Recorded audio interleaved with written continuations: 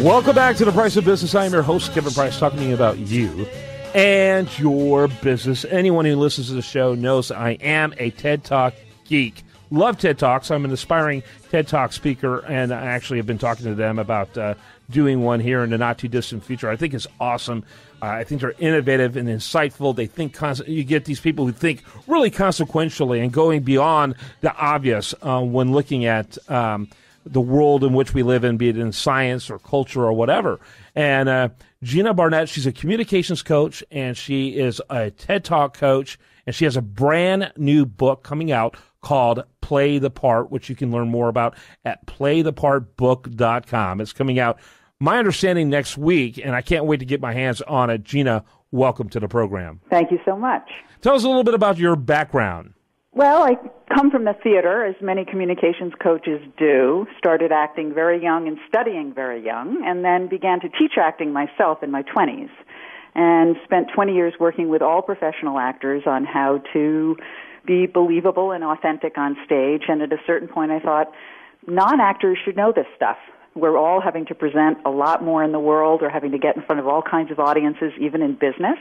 And I thought it's really important for non-actors to understand how powerful the body is as an instrument, how it can increase your ability to connect with other people, or consequently, if you're not aware of certain bad habits, derail that connection. So I shifted my business to working basically around the world with senior leaders in all different industries, science, pharmaceuticals, banking, etc., and as well as coaching the TED speakers. Yeah, very good.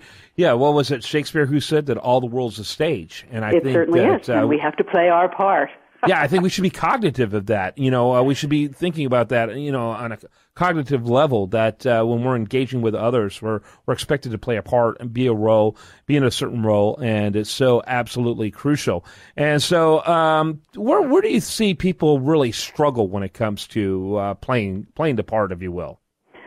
Well, I think every situation demands different kinds of styles and responses, and we do this organically. If you're going to visit somebody in the hospital, you'll come in quietly, you'll shift your voice, you'll be delicate in your approach, versus if you're hanging out with a bunch of friends at a bar, you'll be in a very different style and mode of communication. So we do it very naturally and organically.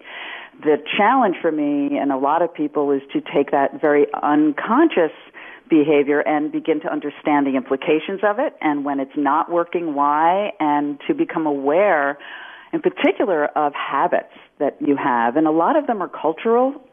We have incredibly deeply ingrained gestures and habits that we do all the time, and sometimes they work beautifully, and sometimes they really get in the way. On the most basic level, I was working with a gentleman recently from Pakistan who said, in my country, we stand with our arms crossed in front of our bodies. That's sort of our go-to position. And he's been transferred to working in the United States now, and he said, I've been told that in the United States that's sort of cut off and defended, so I'm trying to open my arms and sit in meetings with my arms open. He said, but the problem is when I do that, I lose my train of thought, literally. And so, really understanding embodiment, how the body impacts how we think and how we feel, and how our bodies affect other bodies, because they do. Yeah, no question about it. And what do they say? What percentage of our communication is nonverbal? Like 80%? Oh, yeah, most of it. The vast in the majority 90s, of it. I would say. And so when I say congratulations, I wouldn't take it very sincerely. Exactly. Exactly, because the tone of voice belied the words. Yeah, you're not even seeing me. You're not even has more power than language a lot of time. Yeah, you're not even seeing me, and it's pretty obvious. So that's right. You're working in a whole TED Talk arena. We won't get into specific names because I'm sure there's propriety, relationship there. But how many different TED Talk speakers have you been working with? Well, I've been there for 5 years, and I work with, I touch many of the speakers, most of them at some point in the all-day rehearsals, but in general, every year I work with 5 or 6, 7 in-depth, as in for quite a while before the talk itself. So in 5 years, I'd say 30, 40 people. Wow, that's fantastic. And how did you end up getting involved in that arena? I just met Chris at an event, and I had been an early adapter because I knew someone who was involved with the organization for 30 years. And so when they first started posting the talks online, it went to sort of an email list of people. And I was watching the talks very, very early and noticed things. and met Chris and just said, do you guys rehearse? And he said, well, what do you mean? And I identified certain key speeches, and I said, this person's amazing, but they don't breathe. Or this one spoke way too quickly, or this one had, 25 minutes of content in an 18-minute talk. And anyway, so we had a brief conversation, and we met and looked at some talks together, and he said, you're on. And it's been a wonderful 5-year run. And this is Chris Anderson? Yes. Yeah.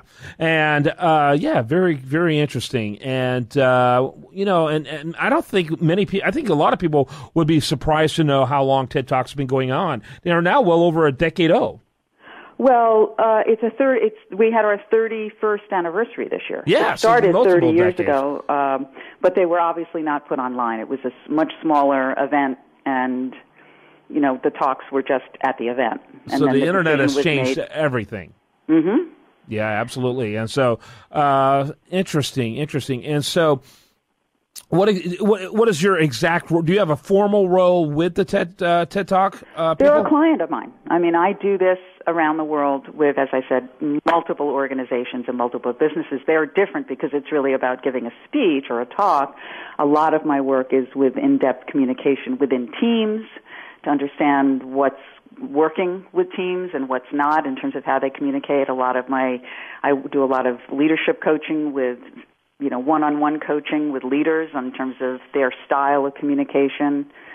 So it's, TED is one of many different organizations with which I work. Yeah, very good, very good. So when someone, who's the person that needs your book? Who are the type of people that need your book? People who really want to understand how to more effectively connect.